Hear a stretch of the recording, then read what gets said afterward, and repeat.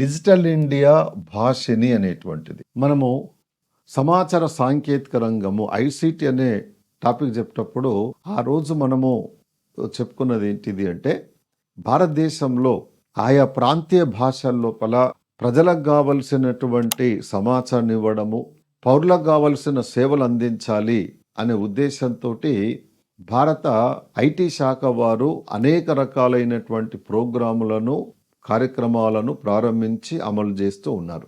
అందులో ఒకటి ఏంటిదంటే డిజిటల్ ఇండియా భాషిని అని కూడా మనం కంటెంట్ చెప్పేటప్పుడు చెప్పుకున్నాం.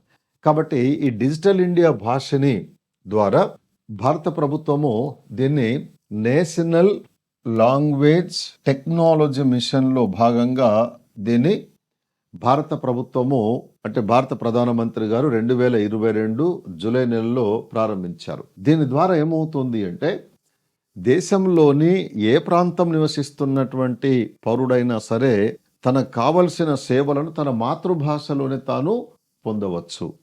అదేవిధంగా ఆయా ప్రాంతాల్లో ఉన్న మాతృభాష యొక్క ప్రాధాన్యతను గుర్తించి దాన్ని సంరక్షించడానికి కొరకు కూడా ఈ భాషిని అనేటువంటి ప్రోగ్రాము చాలా ఉపయోగపడుతుంది. ముఖ్యంగా భారత రాజ్యాంగంలో 22వ షెడ్యూల్ కింద భారత ప్రభుత్వం గుర్తించినటువంటి అన్ని భాషలకు సంబంధించి భాష అనే ప్రోగ్రాము తన యొక్క సేవలను అందిస్తూ ఉన్నది.